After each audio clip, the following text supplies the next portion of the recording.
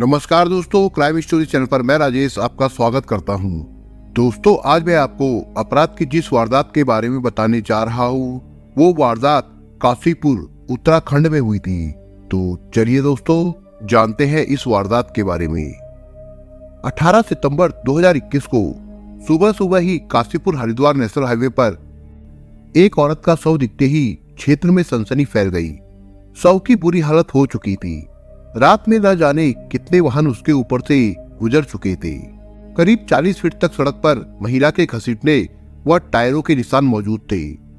घटना स्थल को देखते ही लग गया था कि महिला सड़क किनारे चल रही होगी। उसी वक्त किसी तेज गति से आ रहे वाहन ने महिला को टक्कर मार दी होगी। उसके बाद वो महिला वाहन की चपेट में आकर काफी दूर तक घसीटती हुई चली गई थी। बाद में काफी खून का रिसाव हो जाने के कारण महिला की मौके पर ही मौत हो गई थी। जैसे जैसे ये खबर क्षेत्र में फैलती गई, घटना स्थल पर लोगों का हुजूम उमड़ता गया। आने जाने वाले वाहन चालक भी उस महिला के शव को देखने के लिए अपनी गाड़ियां रोक रोक कर चला रहे थे। लोगों में जानने की उत्सुकता थी कि पता नहीं ये कौन औरत है और उसके साथ क्या हुआ। तभी वहां पर मौजूद लोगों में से किसी ने थाना अफजलगढ़ में फोन करके इस घटना की जानकारी दे दी। हाईवे पर एक महिला का शव पड़े होने की सूचना पाते ही अफजलगढ़ थाना प्रभारी MK सिंह और CO Sunita Dahiya police team के साथ घटनास्थल पर पहुंचे। मौके पर जाकर पुलिस ने देखा कि महिला का चेहरा बुरी तरह से कुचला हुआ था। मामला पेचीदा होने के कारण पुलिस ने फॉरेंसिक टीम को भी मौके पर बुला लिया था। पुलिस ने अपनी कार्रवाई करते हुए घटनास्थल से सारे साक्ष्य जुटाए। महिला के पहनावे को देखकर लग रहा था कि वो किसी अच्छे परिवार से रही होगी। उसने नीले रंग की जीन्स और उस पर लाल टॉप पहना हुआ था। महिला के शव के दोनों ओर दूर तक खून से सने टायरों की रगड़ के निशान भी मिले थे। पुलिस ने अपनी तहकीकात करते हुए उस महिला की शिनाख्त कराने की कोशिश की, किंतु वहां पर मौजूद लोगों में से उसे कोई भी पहचान नहीं पाया। मृत महिला के पास ना तो किसी तरह की कोई ID ही पाई गई थी, ना ही कोई मोबाइल फोन और ना ही कोई पर्स ही पाया गया था। महिला के बाएं हाथ पर अंग्रेजी में प्रवदीप नाम गुदा हुआ था। जब किसी भी तरह से उस महिला की शिनाख्त नहीं हो पाई तो पुलिस ने आसपास के जिलों के थानों में इसकी सूचना प्रसारित करवा दी। साथ ही सोशल मीडिया पर भी महिला का शव मिलने से संबंधित पोस्ट डाल दिए थे, लेकिन कहीं से भी उस महिला के बारे में कोई जानकारी नहीं मिली। इस पर पुलिस ने अपनी कार्रवाई को आगे बढ़ाते हुए उसके शव का पंचनामा भरकर उसे पोस्टमार्टम के लिए सील कराने की कार्रवाई भी शुरू कर दी थी। तभी सोशल मीडिया पर महिला के कपड़े व हाथ पर प्रवदीप लिखे होने की जानकारी मिलते ही उसके मायके वाले मौके पर पहुंचे। महिला के मायके वालों के पहुंचते ही उसकी पहचान 30 साल की मनप्रीत कौर के रूप में हुई। उसके पति का नाम सुखवीर सिंह था, जो कि जिला उधम सिंह नगर उत्तराखंड का रहने वाला है। महिला के मायके वालों ने उसके बारे में बताया कि मृतका करीब 6 साल से अपने पति सुखवीर से अलग काशीपुर में रह रही थी। कल शाम वो अपने घर से निकली थी, लेकिन उसके बाद वो वापस नहीं लौटी। मनप्रीत कौर के शव मिलने की सूचना पाते ही उसका पति सुखवीर सिंह भी घटनास्थल पर पहुंच गया था।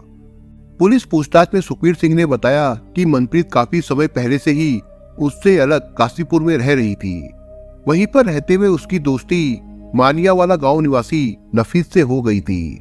दोस्ती होने के बाद से ही वो उसी के साथ रह रही थी।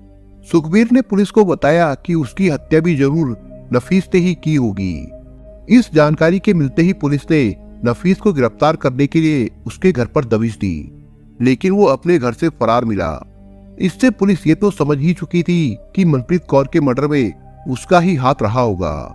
इसी कारण वो पुलिस के डर की वजह से घर से फरार हो गया। पुलिस ने उसे गिरफ्तार करने के लिए अपना जाल फैलाया। पुलिस ने उसके मोबाइल फोन को सर्विलांस पर लगाते हुए उसकी कॉल ट्रेस से निकलवा ली, जिसके कारण फरार नफीस की सच्चाई सामने आने लगी थी। कॉल रिकॉर्ड से पता चला कि उस रात उसने मनप्रीत से कई बार बात की थी। ये जानकारी मिलते ही पुलिस ने फरार नफीस को गिरफ्तार करने के लिए जगह जगह अपने मुखबिर भी तैनात कर दिए थे। एक मुखबिर की सूचना पर 19 सितंबर 2021 की शाम को ही आरोपी नफीस को पुलिस ने गिरफ्तार कर लिया। पुलिस पूछताछ करने के दौरान नफीस ने अपना गुनाह स्वीकार कर लिया था। उसने बताया कि उसका मृतका के साथ कई सालों से प्रेम प्रसंग चल रहा था। वो स्वयं पहले ही शादीशुदा है उसके बावजूद मृतका उस पर शादी के लिए दबाव बना रही थी, जिससे तंग आकर उसे मजबूरन उसकी हत्या करने के लिए मजबूर होना पड़ा। हत्या के इस केस पर बड़ा पर्दा उठते ही पुलिस ने आरोपी नफीस की निशानदेही पर मर्डर में प्रयुक्त हुए लोहे की रॉड और मृतका को कुचलने में प्रयोग किए गए ट्रक को भी अपने कब्जे में ले लिया था। साथ ही पुलिस ने आरोपी के पास से मृतका का मोबाइल फोन व उसका आधार कार्ड भी बरामद कर लिया था। मृतका देखने में बहुत ही सुंदर थी। आरोपी पिछले 4 साल से उस महिला के साथ ही रह रहा था। आरोपी मृतका मनप्रीत को अपनी बीवी से ज्यादा प्यार करता था। फिर ऐसा क्या हुआ कि उसे अपनी प्रेमिका को इतनी दर्दनाक मौत देने पर मजबूर होना पड़ा। मनप्रीत कौर शादीशुदा और एक बच्चे की मां थी। गांव हरियावाला उत्तराखंड निवासी केसर सिंह ने अब से लगभग 8 साल पहले अपनी बेटी मनप्रीत कौर की शादी उत्तराखंड के जिला उधम सिंह नगर के गांव भीकमपुर निवासी सुखवीर सिंह के साथ की थी। हालांकि हरनाम सिंह काफी समय से गांव भीकमपुर में रहते थे, लेकिन उनकी अपनी कोई उपजाऊ जमीन नहीं थी। परिवार बड़ा था। वो स्वयं एक ट्रक ड्राइवर थे, जिसके सहारे ही उन्होंने अपने 9 सदस्यों के परिवार को जैसे तैसे चला रखा था। ट्रक ड्राइवर रहते हुए भी उन्होंने अपनी 5 बेटियों और 2 बेटों की शादी भी करा दी। शादी के बाद ही उनका बड़ा बेटा गुरमुख सिंह अपनी बीवी को लेकर अलग हो गया था। सुखबीर सिंह ने अपने पिता के नक्शे कदम पर चलते हुए ड्राइवरी को ही अपना पेशा बनाया था। सुखबीर की शादी के कुछ समय बाद ही हरनाम सिंह भी किसी बीमारी के चलते चल बसे थे। उसके बाद सुखबीर अपनी पत्नी मनप्रीत कौर के साथ ही अपने पिता के घर में अकेला ही रहने लगा था। मनप्रीत कौर के साथ शादी हो जाने के बाद दोनों खुशहाल जिंदगी गुजारने लगे थे। सुखबीर सिंह एक सीधे साधे स्वभाव का था। वो कार ड्राइवरी करता था। वो सुबह ही अपनी कार लेकर रोजी रोटी की तलाश में निकल जाता था। फिर मनप्रीत कौर घर पर अकेली ही रह जाती थी। हालांकि सुखबीर सिंह और उसके भाई गुरमीत सिंह का घर एक दूसरे से सटा हुआ था, लेकिन बीच में दीवार होने के कारण दोनों का ही अपना अलग रहना खाना पीना था, जिस कारण मनप्रीत कौर का मन घर से उचटने लगा था। मनप्रीत कौर और सुखबीर की शादी को 2 साल गुजर गए थे, लेकिन उनका आंगन फिर भी सूना था, जिस कारण दोनों ही परेशान रहने लगे थे। अपनी परेशानी को देखते हुए सुखबीर सिंह ने मनप्रीत कौर को कई डॉक्टरों को भी दिखाया। शादी के 2 साल बाद मनप्रीत कौर एक बच्ची की मां बनी। उनके घर के आंगन में बच्चे की किलकारी गूंजी तो सुखबीर सिंह की खुशी का ठिकाना नहीं रहा। लेकिन एक बच्ची की मां बन जाने के बाद भी मनप्रीत कौर का मन घर की तरफ से उखड़ा उखड़ा रहने लगा था, जिसके बाद वो अपनी बेटी परमदीप को साथ लेकर अधिकांश समय अपने मायके में गुजारने लगी थी। मनप्रीत कौर के मायके चले जाने के बाद सुखबीर सिंह के सामने खाना बनाने की दिक्कत आने लगी थी। अपनी परेशानी को देखते हुए उसने कई बार अपनी बीवी मनप्रीत से घर आकर रहने को कहा, लेकिन वो कुछ समय के लिए ही अपनी ससुराल में रुकती और फिर मायके चली जाती थी, जिस कारण दोनों की जिंदगी में खटास आनी शुरू हो गई। घर गृहस्थी में मनमुटाव के कारण एक दिन मनप्रीत कौर सुखबीर को छोड़कर घर से अचानक ही गायब हो गई। मनप्रीत कौर के गायब होते ही उसके घर वालों ने उसे हर जगह ढूंढा, लेकिन उसका कहीं भी अता पता नहीं चला। लेकिन 10-15 दिन बाद वो खुद ही अपने घर चली आई, जिसके बाद दोनों में काफी विवाद भी हुआ। लेकिन फिर भी बच्ची के भविष्य को देखते हुए सुखबीर ने उसे माफ कर दिया और फिर से वो उसी के साथ रहने लगा। उसी दौरान एक दिन मनप्रीत कौर काशीपुर नगर से अपनी बच्ची के लिए कपड़े खरीदने गई। वहां पर उसकी मुलाकात आयशा से हुई। आयशा की कपड़ों की दुकान थी। उसने वहीं से अपनी बच्ची के लिए कपड़े भी खरीदे। कपड़े खरीदने के दौरान उसने आयशा से जान पहचान बढ़ा ली। मनप्रीत कौर देखने भालने में सुंदर और बोलचाल में तेज थी। तभी आयशा ने उससे पूछा, क्या आप कोई जॉब करती हो? अरे दीदी, क्यों मजाक करती हो? जॉब हमारी किस्मत में कहाँ है? मनप्रीत ने टूटे दिल से जवाब दिया। मनप्रीत जी, आप परेशान क्यों हो रही हो? अगर आप चाहो तो मेरी शॉप पर आ जाओ। मुझे काफी समय से आप जैसी ही एक लड़की की तलाश है। दीदी, क्यों मजाक कर रही हो? नहीं नहीं, मैं मजाक नहीं कर रही। अगर आप चाहो तो कल से ही काम पर आ जाओ। आयशा की बात सुनते ही मनप्रीत कौर का चेहरा खिल उठा। उसने उसी समय आयशा की शॉप पर काम करने की हामी भर दी। मनप्रीत का मायका काशीपुर के पास ही था। उसके बाद वो अपनी बेटी को लेकर अपने मायके आ गई। फिर उसने बच्ची को अपने मायके में छोड़ा और वो वहीं से आयशा की शॉप पर काम करने आने लगी। कपड़े की दुकान पर काम करने के दौरान ही एक दिन उसकी मुलाकात नफीस से हुई। नफीस उस दिन वह कपड़े खरीदने आया था। उसी मुलाकात के दौरान मनप्रीत ने नफीस की जानकारी लेते ही बता दिया था कि उसका पति भी एक ड्राइवर ही है।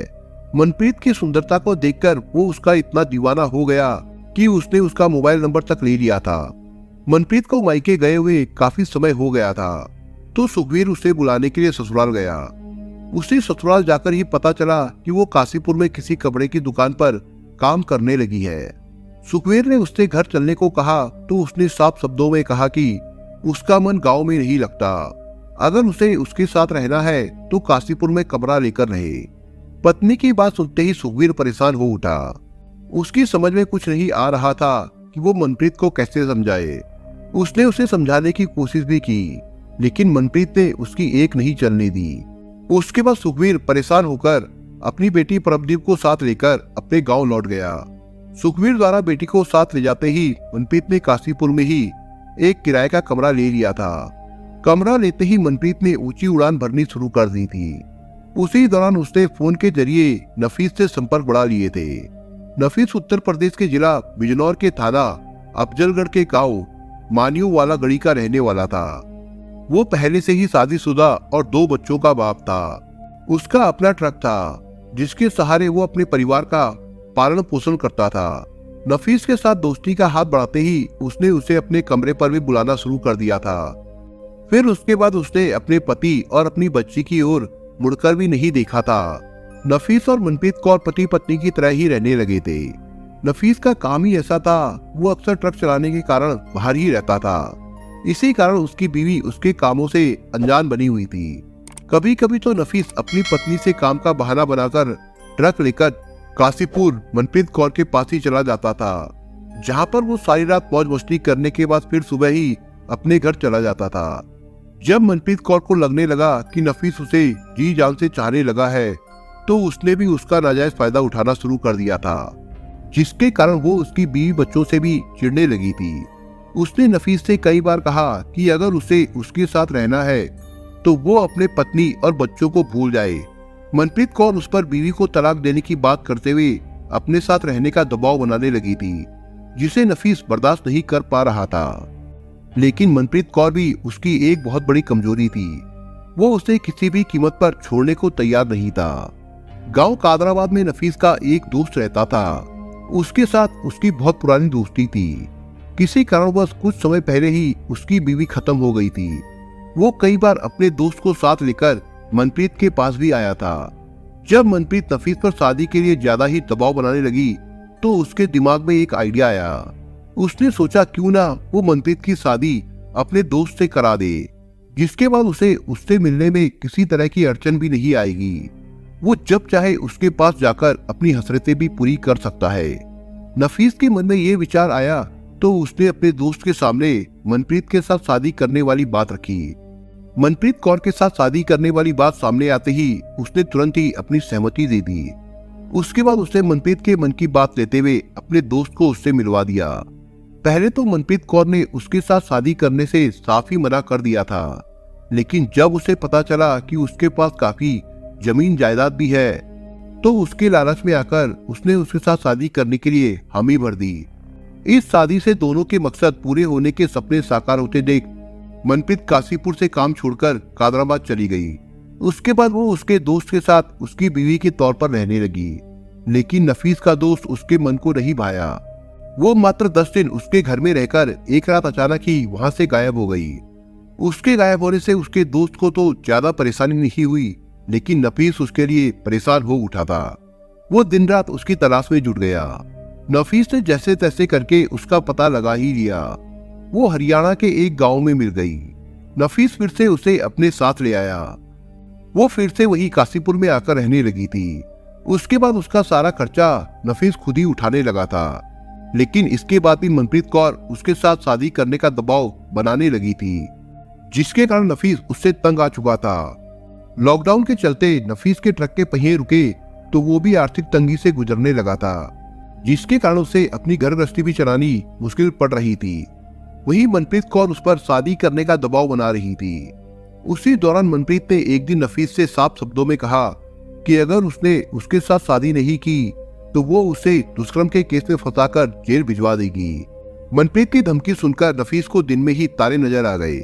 उसने उसी दिन प्रण किया कि उसे अपनी इज्जत बचाने के लिए उससे किसी भी तरह से पीछा छुड़वाना ही होगा।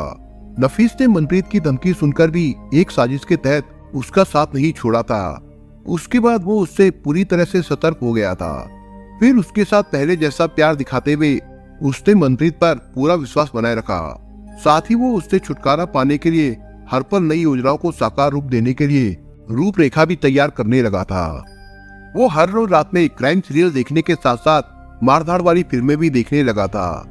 फिल्म देखने के दौरान ही उसे एक फिल्म से एक आइडिया भी मिल गया। उसने एक फिल्म में ऐसा ही सीन देखा जिसमें एक विलन ने एक हीरो को ट्रक से कुचलकर मार दिया था। उसके बाद उसने उसकी पहचान छिपाने के लिए उसके चेहरे को ट्रक के पहियों से बुरी तरह से कुचल दिया था। फिल्म का वही सीन देखने के बाद नफीस ने वही फॉर्मूला अपनाकर मनप्रीत से पीछा छुड़ाने की योजना तैयार कर ली थी।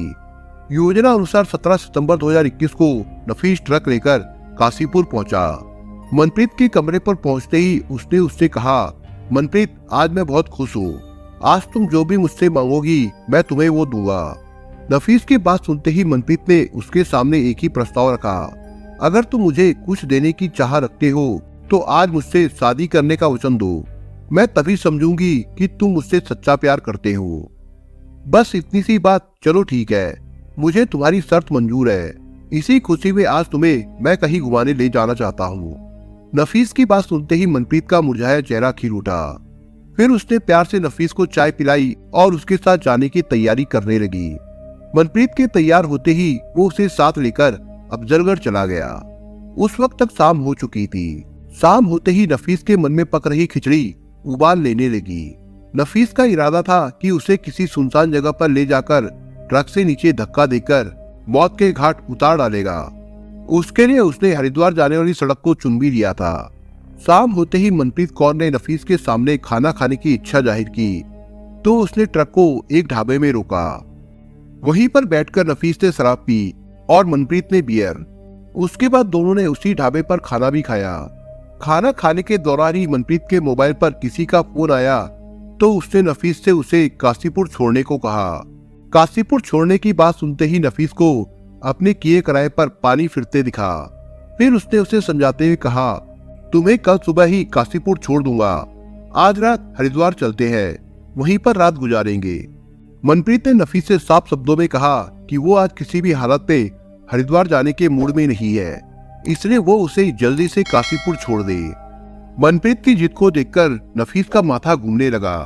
उसे लगा कि काशीपुर में रहते हुए उसने किसी और से भी संबंध बना लिए हैं। इसी कारण वो काशीपुर जाने की जिद पर अड़ी है। उसने मनप्रीत से बार बार फोन करने वाले का नाम पूछा तो उसने बताने से साफ मना कर दिया। इसके बाद दोनों के बीच काफी तू-तू मैं भी हुई। आखिरकार मनप्रीत की जिद के आगे नफीस को हार माननी पड़ी। फिर वो उसे ट्रक में बैठाकर काशीपुर की ओर चल दिया। उस वक्त तक बियर का नशा मनप्रीत पर हावी हो चुका था। वो नींद में झूमने लगी। उसकी हालत को देखते ही नफीस को लगा कि उससे छुटकारा पाने का इससे बढ़िया मौका शायद नहीं मिलेगा। मौका पाते ही उसने ट्रक के टूल बॉक्स से लोहे की रॉड निकाली। रॉड निकालते ही उसने नशे में पड़ी मनप्रीत कौर के सिर पर कई वार किए। बेहोशी की हालत में वो उसका विरोध भी नहीं कर पाई थी। उसके बेहोश होते ही उसने उसका मोबाइल और आधार कार्ड अपने कब्जे में ले लिया ताकि उसकी पहचान ना हो सके। मनप्रीत के मरणासन हालत में जाते ही उसने एकांत का लाभ उठाते हुए उसे ट्रक से नीचे धक्का दे दिया। उसके बाद उसकी पहचान छिपाने के लिए उसने ट्रक को आगे पीछे करते हुए उसके सिर को बुरी तरह से कुचल दिया। मनप्रीत को मौत की नींद सुलाने के बाद वो ट्रक लेकर वापस अपने घर चला गया था।